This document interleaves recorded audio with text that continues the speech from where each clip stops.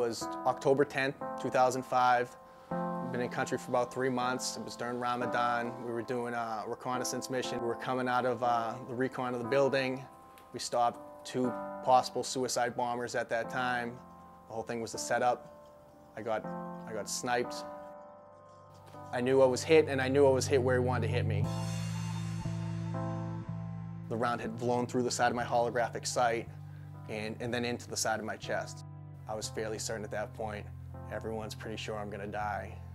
My commanding officer's there, and he's holding my hand, he's talking to me, and I can tell he's trying to get me to stay with him, and he's trying to keep me out of shock. I said, "Sir, I know what you're doing." I said, "Today's October 10th.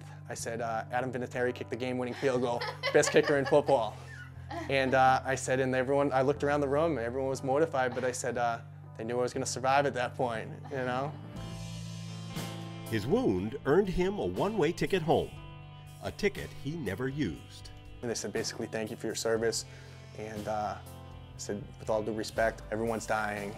I'm not going anywhere. And I checked myself out of the hospital. He fought in country for 8 more months.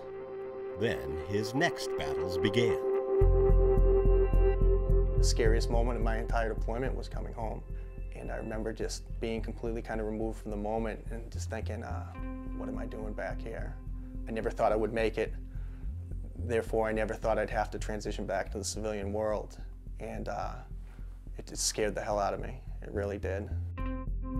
Kurt's story of survival in Iraq was remarkable.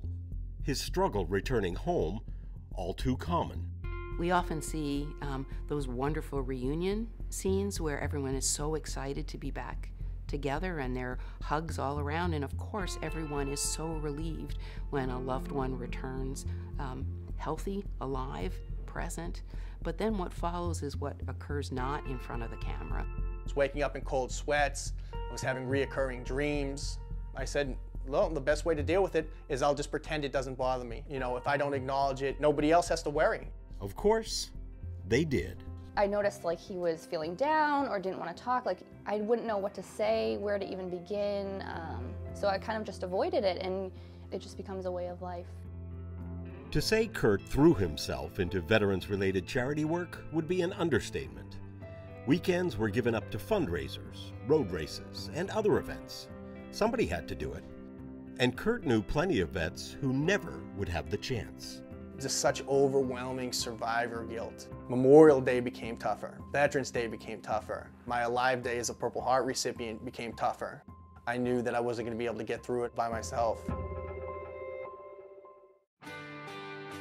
One of the events he participated in was the run to home base.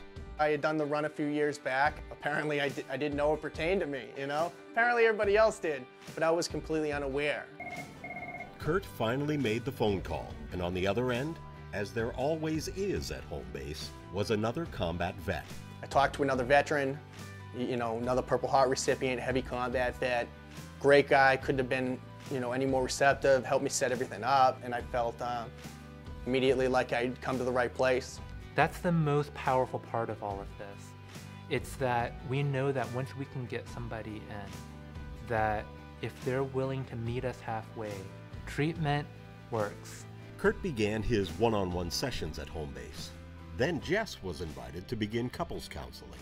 So I thought I was just there for emotional support, but it really got down to like how my perspective was and making him see how it can affect others. They dealt directly with me and my issues from the war, but they also dealt with my issues from the war and how they pertain to Jessica. And our issues. And our issues as far as how that affected everyday life.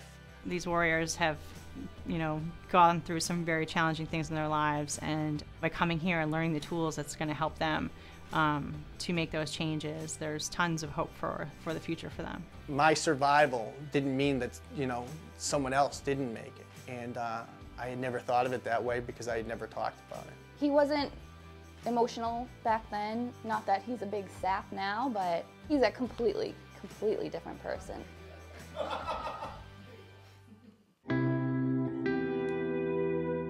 Kurt Power found the hope that every returning veteran deserves, the hope that too many have still yet to find. There are many people, our brothers and sisters, who have done so much for us and have come back changed as a result. We have to do our best for them. When you recognize that today 22 veterans commit suicide. And yesterday 22 veterans committed suicide, and tomorrow 22. These folks deserve better. When you raise your right hand and basically sign a contract that you're willing to give up into your life for the defense of the nation. So we get that. I guess more troubling for me is when we lose soldiers back home. That wasn't part of the agreement. That's not part of the mandate, and it's not necessary. It is why Homebase has decided to create a National Center of Excellence, and why they developed a 2-week intensive clinical program for veterans who live beyond Homebase's current borders. That will allow veterans from as far away as Alaska to be able to come to Boston and get the very best care that they could possibly have. There needs to be more of Homebase for our veterans, and that need is not fulfilled right now. 10 years ago, Sergeant Kurt Power sat on a field hospital bed and said, "With all due respect, I'm not going anywhere." His message now? Follow my footsteps. I hope that someone sees this and it convinces them to get help. I can tell you that you can get help, and like I said, I wish I did sooner.